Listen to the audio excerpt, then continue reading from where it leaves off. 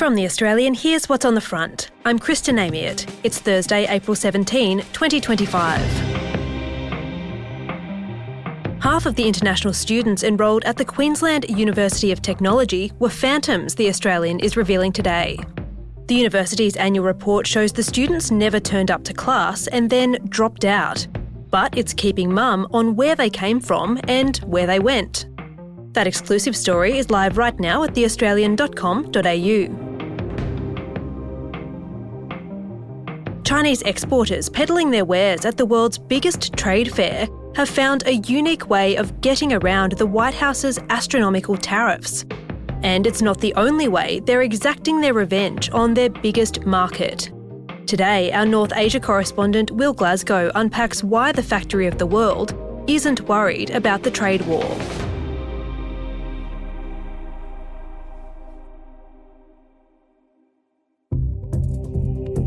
There's nothing a Chinese factory can't make. Let me tell you the secret. Louis Vuitton has many Chinese suppliers, but they just don't admit it. Brooks Brothers, a premium shirt brand from the States, actually produce most of their products all in China. Does Lululemon have OEM factories in China? Of course, yes. But the cost is only $5 to $10. For days, videos like these have flooded the TikTok feeds of American consumers. Chinese manufacturers and suppliers stand in front of vast workshops and stacked warehouses, and they claim to produce luxury clothing and accessories for some of the world's best-known brands for a fraction of the cost. Our strongest suit is that we were the real OEM factory for those luxury brands. We know how to make them real. We know how to make them good. And they say they're prepared to cut the American public a deal. Buy direct from me and I'll give you a good price. $10 and $10. All is $10. This is a warehouse.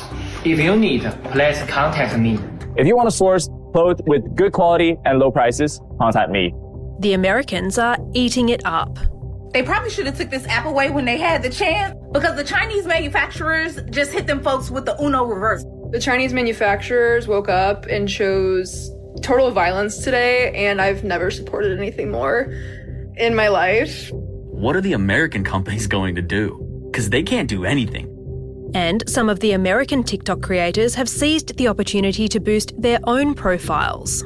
Guys, if you like real Birkenstocks and you want them for super cheap, 1/10 the price of normal, follow me and I'm going to drop where I get them.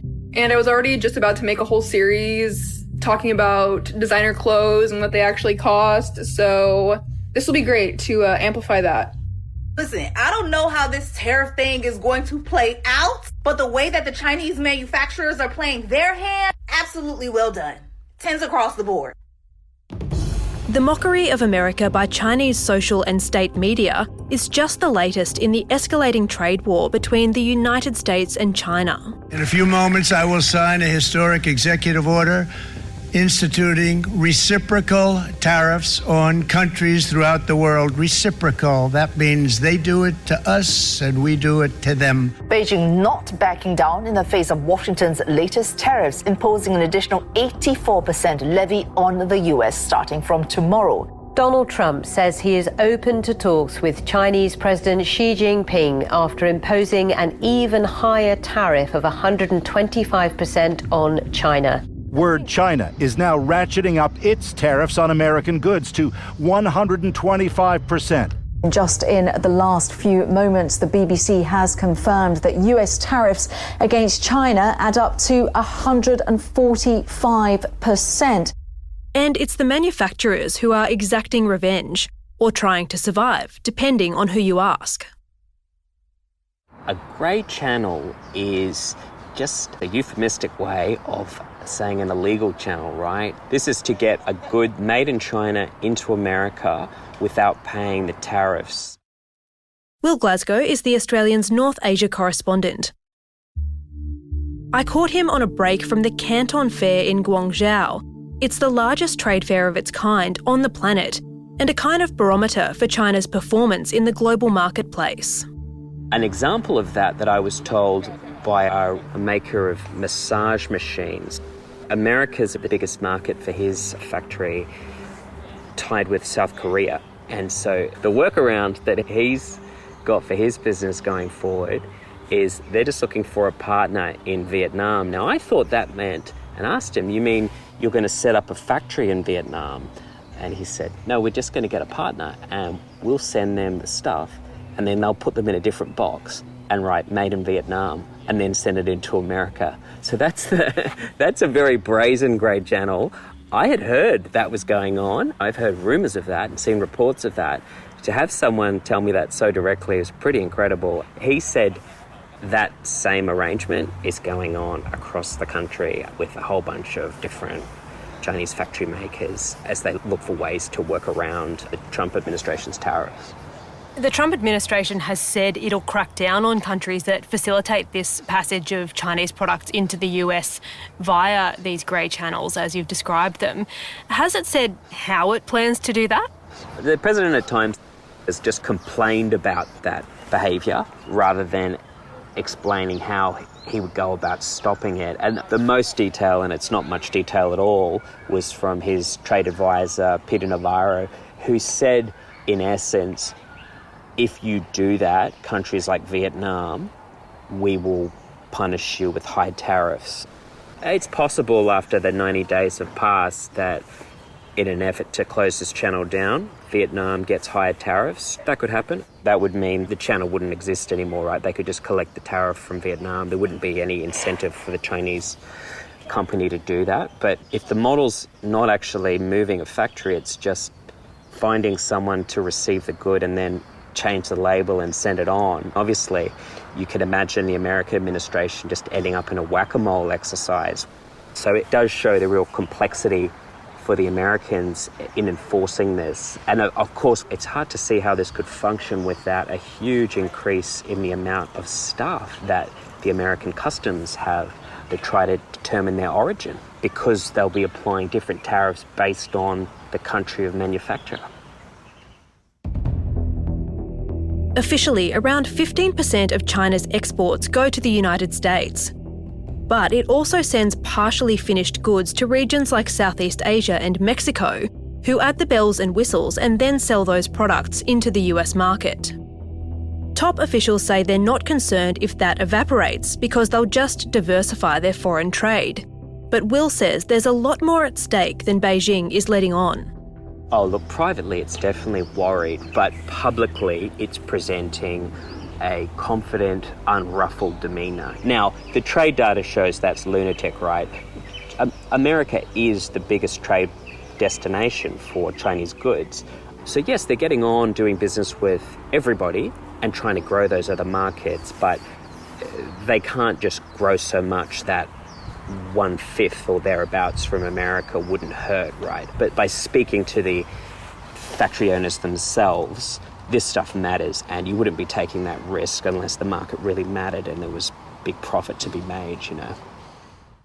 And the thing is, it's Chinese workers who'll bear the brunt if it all goes south.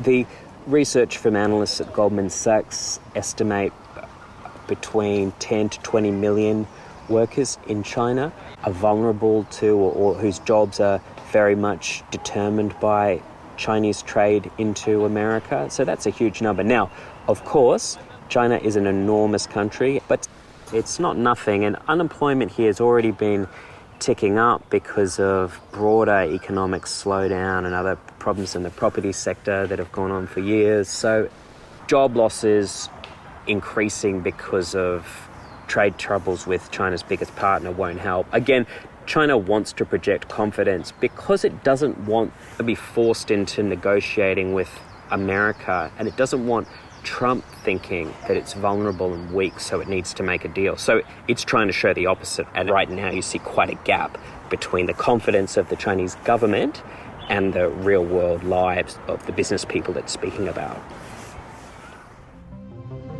Coming up, why Chinese vendors are confident Trump's tariffs won't stick.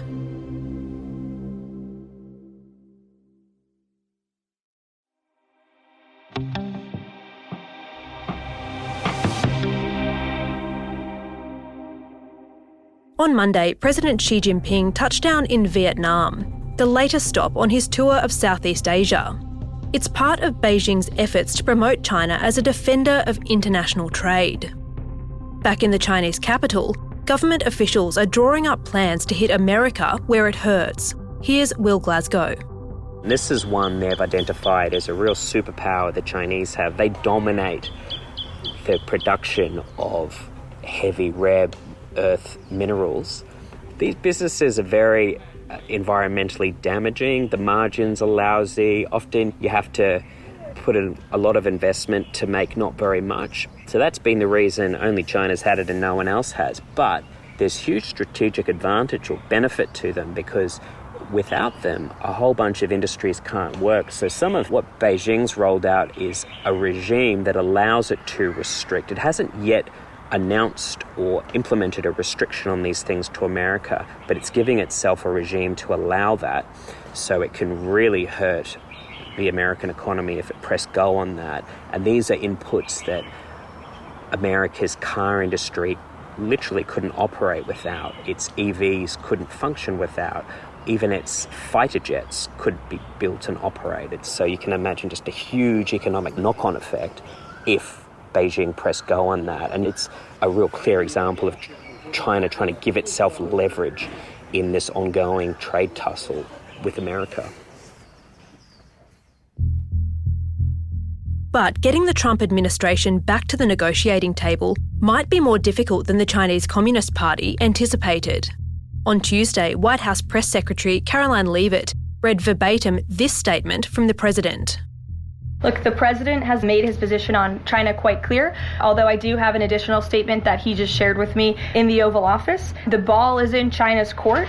China needs to make a deal with us. We don't have to make a deal with them. There's no difference between China and any other country except they are much larger. And China wants what we have, what every country wants, what we have, the American consumer. Or to put it another way, they need our money. Still, the Chinese manufacturers spruiking their wares at the Canton Fair this week are feeling confident their government's brand of hardball could just work. For these manufacturers, they've been in this business for decades, and the supply chain down here in Guangdong in the south of China, this is called the factory of the world. It's just extraordinary that they're set up down here.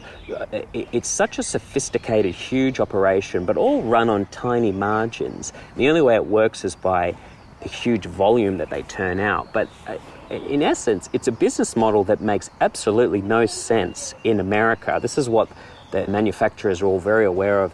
And then from that comes a confidence that he's going to have to walk it back. That's very much been emboldened by the carve-out he's given smartphones and laptops. While I don't see a lot of this business coming back to America, in fact, I see almost none of it. The margins make no sense. If the president did keep a regime where tariffs on China were very high, but on, say, Vietnam, Indonesia, Mexico, other countries with lower labour costs, they were lower or stayed where they are right now. And if in addition to this, he got the tools, however he would do this, to crack down on those grey channels. If he could crack down on that, then if he can stick to it, with the passage of years, as people look to replace factories, it seems inevitable that things would move from China into other parts. But right now, the great comfort that people in the Guangzhou trade world see is that predictability and long-term thinking is not what they're seeing coming out of Trump's White House, and they just don't see a smart long-term plan to replace them. For now, he hasn't convinced them that he's serious enough about doing it, but ultimately that's his decision, and it's going to depend a lot on how American consumers behave.